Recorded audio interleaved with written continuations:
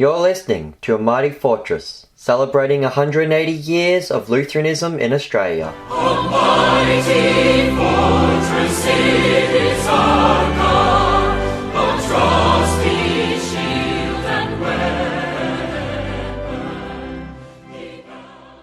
Hello and welcome, I'm your host, Knight Jake.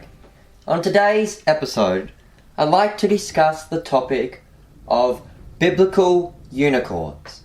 Now, many people these days, particularly atheists, like to mock the scriptures and disregard them as being untrue and unfactual because the King James Version of the Bible mentions unicorns. They laugh at us and go, "Ha! You believe in those mythical one-horned horses? That is ridiculous. There is no scientific proof to prove that one-horned horses have ever existed. They are a myth, they are made up, and the Bible says they're real. You Christians must be stupid." In this episode, I'd like to discuss the Bible's mention of unicorns. Many modern texts these days like to replace the word unicorn with wild ox. However, I don't believe that wild ox is an accurate translation of the Hebrew in the Bible. In fact, I am here to say that biblical unicorns are real. Now don't get me wrong, I'm not saying that the mythical one-horned horse is real. In fact, if you look at the word unicorn, it comes from the Latin uni, meaning one, and cornus, meaning horn. The word simply means one horn. There's nothing in the word unicorn that necessarily says it is a horse. All it says is that this is a creature with a single horn. In fact, if you turn to one of the original copies of Webster's Dictionary, the 1828 edition of Webster's Dictionary, unicorn is described as a single-horned creature, and it gives two examples in the dictionary. One is the rhinoceros, and two is the narwhal, also referred to as the sea unicorn, because it's a sea creature with one horn. So in this video, I'd like to discuss the biblical unicorn and describe what I think they are. To begin with, let us turn to the Hebrew. The Hebrew word often translated unicorn in the King James Version of the Bible is rayum. The word rayum comes from the verb rorum, which means to rise up. The word rorum only appears once in the Bible, in Zechariah 14:10, when it says that Jerusalem will rise. As for the noun rayum, it appears a total of 9 times in the Old Testament. And in each of these times it is used to refer to some form of living creature. Now, the word rayum doesn't mention anything about a horse, or a bull, or an ox. Doesn't mention anything about its horns, or if it even has horns. The word rayum is simply the name given to a creature, and for some reason, the noun rayum is derived from the verb rorum, which means to rise up. So where does the term unicorn come from? Well, the answer is actually from the Septuagint, which is the Greek translation of the Old Testament. This text was translated from Hebrew into Greek sometime around the 1st century BC by Hebrew rabbis. These were Jewish scholars, so they would have known exactly what a rayum was. And when they translated it from the Hebrew to the Greek, in each text, except for one, the word rayum is translated as monokeros, or monokeratos in some versions. The word monokeros is Greek for one horn. Unicorn. The only text that does not translate rayum as to monokeros is Isaiah 34:7, where the scholars for some reason decided to translate rayemim, unicorns, into adroi, which translates to mighty ones. Why exactly the Hebrew scholars decided to translate Isaiah 34:7 differently, we will not know. But what we do know is that in Numbers, Deuteronomy, Job, and Psalms, the Hebrew scholars translated the Hebrew rayum into the Greek monokeros, one horn. And then when we get to later manuscripts, such as the Latin Vulgate, it translates this as unicorn. The German Luther Bible translates this as einhorn, and the English King James Version translates this as unicorn. So one thing we can know straight away is that the Jewish scholars who translated the Hebrew into the Greek knew that the rayum was the same as the Greek monokeros, whatever that creature may be. But the question is this: if the Hebrew word rayum is derived from the verb meaning to rise up, where does the connection between rayum and one horn occur? Well, this occurs in Psalm 92:10, where the text says, "But my horn shall you exalt like the horn of the rayum." The horn of the rayum, meaning that the rayum has only one horn. It is a unicorn, it's an einhorn, it's a monokeros, it's a single-horned creature. Now the thing that is the most interesting appears in the Latin Vulgate translation of the Old Testament.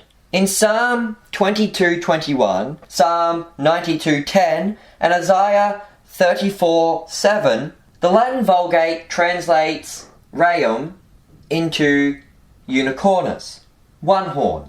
But in Numbers, Deuteronomy, Job, and Psalm 29:6, the Latin translates the word as Rhinoceros, nose horn. The interesting thing about this is that in the Hebrew, in Numbers, Deuteronomy, Job, Psalms, and Isaiah, the word rayum is the same. There is no distinction made between the Hebrew. Yet in the Vulgate, in some texts it translates the word rayum as unicornus, and in other places it translates it as Rhinoceros, which means that Saint Jerome, when translating the Latin Vulgate, believed that the Hebrew rayum, the Greek monokeros, was the same thing as the Latin unicornus, which was synonymous with the Latin rhinoceros, or, as we would pronounce it in modern English, the rhinoceros. We can learn from the Latin Vulgate that the unicorn is synonymous with the rhinoceros.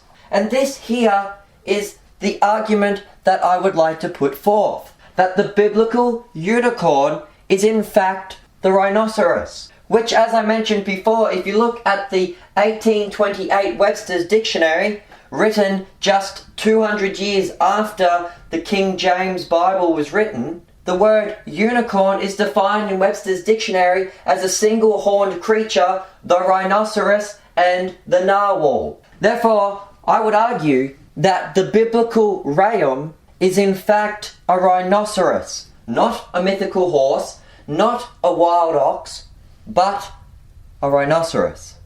To discuss this even further, let us turn to the Old Testament text and see what they teach us about the Hebrew rayum. The first text is Numbers 23:22, which reads, "God brought them out of Egypt. He has, as it were, the strength of the rayum." And Numbers 24:8 says, "God brought him forth out of Egypt. He has, as it were, the strength of a rayum." In both of these texts, we can learn that the rayum was a very strong creature. In Deuteronomy 33:17, it says, "His glory is like the firstling of the bullock, and his horns are like the horns of the rayum. With them he shall push the people together to the ends of the earth, and they are the 10,000s of Ephraim, and they are the thousands of Manasseh." Now this text mentions horns on the rayum, but I'm going to discuss that later. In Job 39:9-10, it says, "Will the rayum be willing to serve you, or abide by your crib? Can you bind the rayum with his band in the plough, or will he harrow the valleys after you?" Here we can learn that the rayum is a wild creature that is hard to domesticate. He is not willing to serve humans. He cannot be attached to the plough. He cannot be used for farm work. Psalm 22:21 says, "Save me from the lion's mouth, for you have heard me from the horns of the rayim." That's rayim, which is plural, so it's the horns from the multiple rayim. Psalm 29:6 says, He makes them to skip like a calf, Lebanon and Syron, like a young ram. So we know that young rams like to skip around just like young calves. Psalm 29 verse 10 says, But my horn you shall exalt like the horn of a ram. I shall be anointed with fresh oil. Here we know that the ram has a single horn, for the psalmist says, the horn of a ram. And in Isaiah 34:7, it says, The Ramim, or the rams, the plural ram, shall come down with them, and the bullocks with the bulls, and their land shall be soaked with blood, and their dust made fat with fatness. Here we can tell that the ram bleed and die just like normal creatures, showing that they are not some kind of mythical, immortal, magical creature, but a real living creature. In fact, in the context of Job, the ram is compared alongside with other familiar creatures, such as peacocks, lambs, lions, bullocks, goats, donkeys, horses, dogs, eagles, and calves. This shows that the ram was not some kind of mythical creature, but that it was considered a regular creature alongside donkeys and goats and lions. This shows us that the ram was a real creature.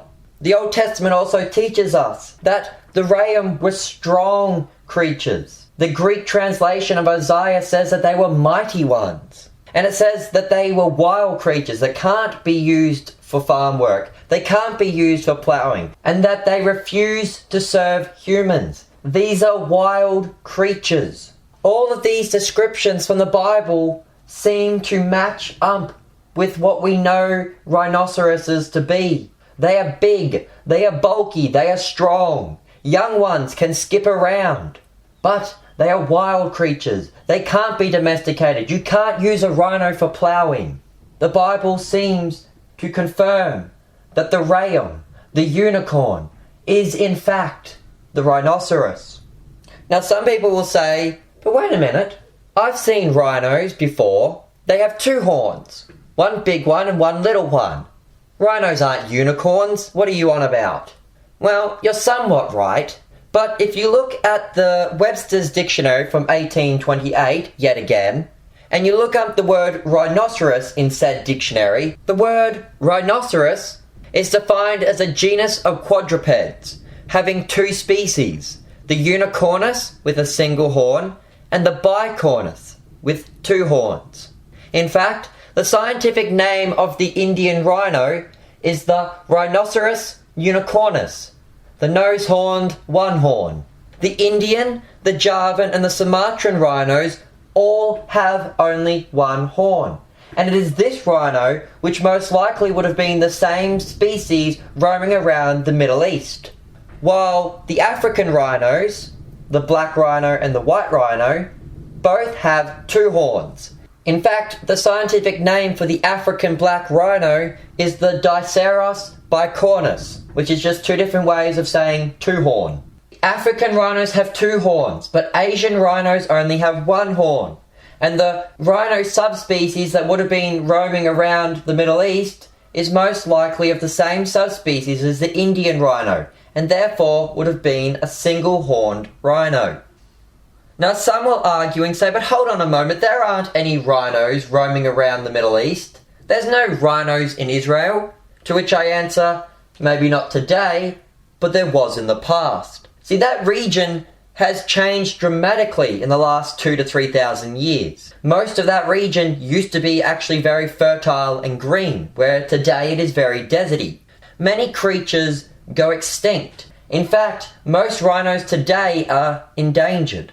So it is most likely that the Israeli rhino has gone extinct. During the Roman Empire, numerous animals, particularly the North African lion, went extinct. These lions used to roam around that region, but thanks to the gladiatorial games, these animals were used in so many games that they went extinct. And if you check out the movie 300, which I know is full of numerous historical inerrancies, you will notice one thing that actually is accurate. It's that the Persian Empire used elephants and rhinos in their military.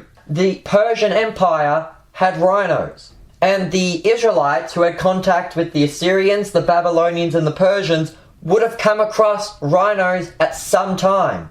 Now, Job is said to have lived in the land of Uz, which is in the Edomite territory, which means that there were rhinos roaming around in the Edomite territory during the time of Job, which is sometime between the book of Genesis and Exodus. To prove my point even further, I have a picture here of an ancient Roman mosaic. This mosaic was done during the Roman Empire, and as you'll see, it depicts a rhino. And as you will notice, the rhino depicted in this picture has a single horn. And the same goes for the medieval depiction of rhinos. If you look at this picture, which is a woodcut done in 1515 AD, it is of a rhino, and the rhino has one horn, showing us that the medieval understanding of a rhino was a single-horned rhino, and not a two-horned rhino. Which means, when the writers of the King James Bible in 1611 wrote down the word unicorn, those translators were well acquainted with the single-horned rhino. Thus, when these translators wrote down the word unicorn, they had seen one-horned rhinos. So they could have been imagining a one-horned rhino and not a one-horned horse. Now, one question comes up concerning the modern translations of the Hebrew Re'em to wild ox. Now, this comes from the fact that there are a few texts that say the word horns, plural. They are Deuteronomy 33:17 and Psalm 22:21. Now, Psalm 22:21 is quite easy to explain because it refers to the horns of the unicorns, meaning that if there's multiple beasts, you would expect there to be multiple horns, because each beast would have one horn, and if there's multiple beasts, then there's multiple horns. The difficulty comes with Deuteronomy 33:17, which in the King James says horns of unicorns, but in the Hebrew it is Re'em, singular.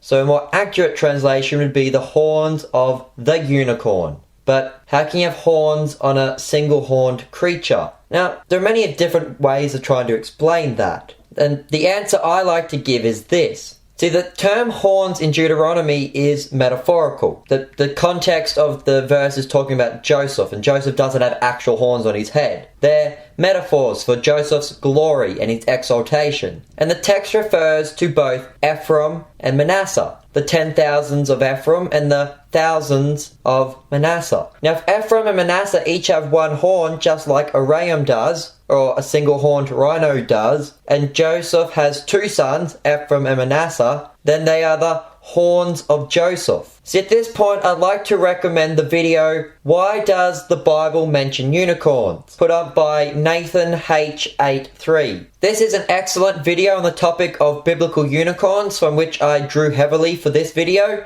and he does an excellent explanation on Deuteronomy 33:17. However, Nathan argues that the Re'em in Psalm 92 is a single-horned or unicornous rhino, while the Re'em in Deuteronomy 33 is a bicornous or two-horned rhino. He based this largely on two factors. One, that the Vulgate uses unicorn in some texts and rhinoceros in other texts, and also that the bicornous rhinos normally have a larger horn and a smaller horn, and Ephraim is said to have tens of thousands, where Manasseh is only said to have of thousands, thus teaching that the two horns of Joseph, Ephraim and Manasseh, one is bigger and one is smaller, just like a bicornous rhino. Now, I'm not going to outrightly deny this argument, as I believe that that could be a possible explanation for that text. But as I mentioned above, it's the African rhinos that had two horns, while the Asian rhinos only have one horn. And as I argued above, it was the one-horned Asian rhinos that the Israelites would have had contact with, and not the two-horned African rhinos. My argument is that Deuteronomy is actually referring to single-horned rhinos, and that the horns of Joseph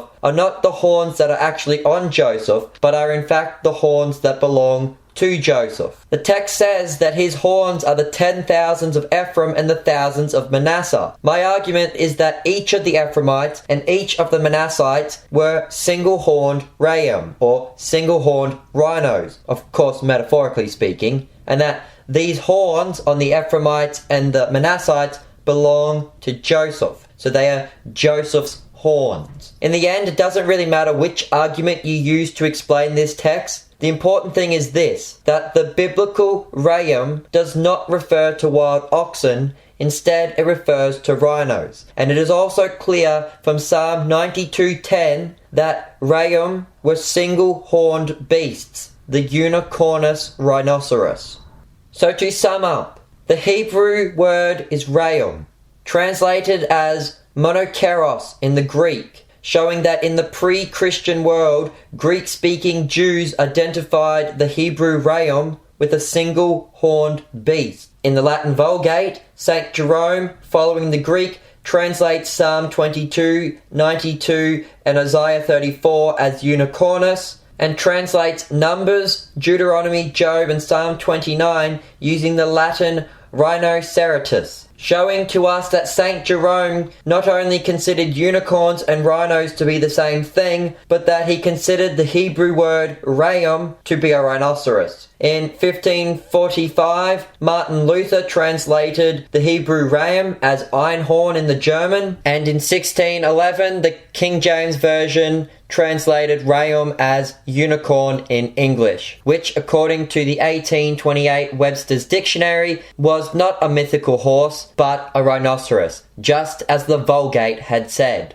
Now some will ask, then what about the mythical horse with one horn? Where does that come from? The purpose of this video was mainly to put forth an argument that the Hebrew word ram, translated unicorn in the King James Version, refers not to the one-horned horse or to a wild ox, but to the single-horned rhinoceros. But for the sake of the viewer, I can give you a quick breakdown of the mythical one-horned horse, also referred to as a unicorn. Now the mythical unicorn is often depicted as either a horse or sometimes a goat with a large horn protruding from its forehead. The earliest report of such a creature appears in a Greek manuscript entitled Indica, or India, written by the Greek historian and physician Ctesias. The manuscript was written in the 5th century BC, over 100 years after the Old Testament was complete. Ctesias writes of creatures that had been spotted in India. They were one-horned creatures, which he described as looking like wild asses, or donkeys. Aristotle, in the 4th century, wrote of one-horned creatures, which he called the Indian ass. Strabo, in the 1st century AD, talked about one-horned horses living in the Caucasus area, and his contemporary, Pliny the Elder, also writes in the 1st century AD of one-horned creatures which he referred to as the Indian ox. Now one question that needs to be asked is whether these one-horned creatures were horses, or is it possible that they were actually referring to one-horned Indian rhinos? Now, Ctesias, Aristotle, and Strabo all call these creatures horses, or asses, or donkeys, while Pliny refers to these creatures as oxen. But does that mean that these were horses?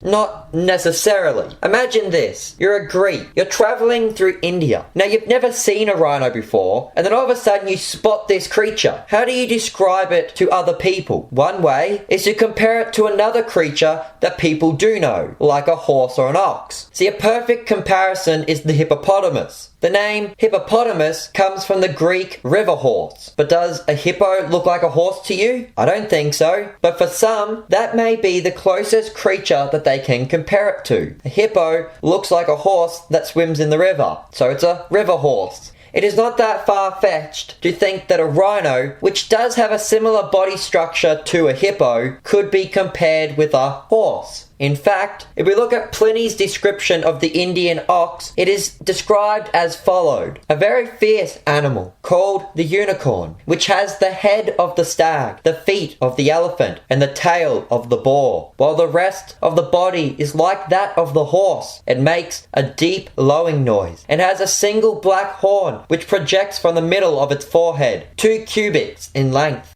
Horse-like body, feet like elephant, tail like boar, deep lowing noises, single black horn. That sounds like a rhino to me. In fact, in the Middle Ages, Marco Polo described a unicorn as follows: scarcely smaller than elephants. They have the hair of a buffalo and feet like an elephant. They have a single large black horn in the middle of their forehead. They have a head like a wild boar. They spend their time wallowing in mud and slime. They are very ugly brutes to look at. They are not as such as we describe them, when we relate that they themselves be captured by virgins, but clean contrary to our notions. Here, Marco Polo describes the unicorn, which sounds just like a rhino, and he also comments on how the real unicorns are nothing like how they are depicted in the medieval art. So then, it appears that the Indian ass described by the Greeks may have in fact just been an Indian rhino. But if the Indian ass was an Indian rhino, then how did we end up with medieval artwork depicting unicorns as one-horned horses? The answer to that one is quite simple. The Greeks compared the Indian unicorn to something that they knew, a horse-like creature. So imagine yourself as a medieval scholar. You read of a creature described as a horse with a single large horn protruding from its head. What's the first thing that's going to come to mind? A horse with a horn on its head. The same applies with a hippo. If I said to you to draw a river horse, you most likely wouldn't draw a hippo. Instead, you'd draw something like a horse with a mermaid tail, because that's the first thing that would pop into your head when I say the word river horse. It's like a game of Chinese whispers. One person describes the creature as best they can, and then another person tries to draw the creature as best they can based on that description. It's not a surprise if the picture ends up looking different to what the original creature looked like. I conclude this video with this: are unicorns real? The answer? Yes. We call them rhinoceroses.